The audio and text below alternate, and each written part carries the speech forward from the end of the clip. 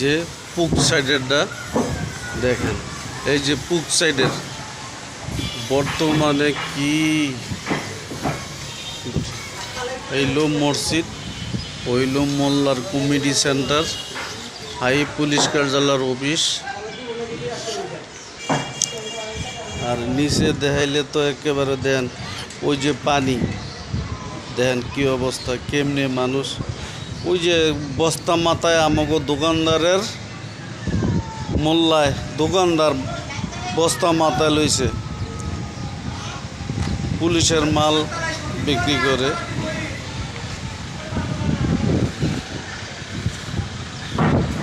তাহলে ভিডিওগুলা কেমন হয়েছে একটু জানায়েন যে দেখেন।